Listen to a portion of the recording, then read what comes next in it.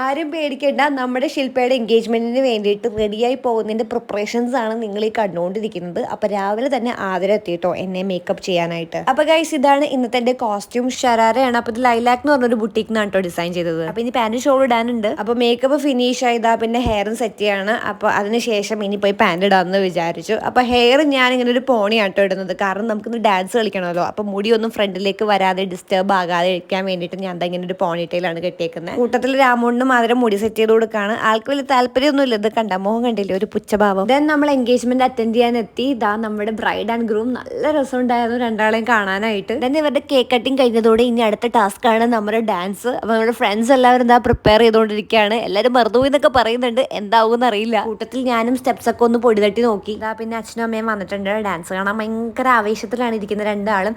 അപ്പൊ നമുക്കിനി ഡാൻസ് കളിക്കാം ഗൈസ്. അപ്പൊ ഡാൻസ് വീഡിയോ എന്തായാലും വേഗം തന്നെ പോസ്റ്റ് ചെയ്യുന്നതായിരിക്കും ഗൈസ്. So stay tuned.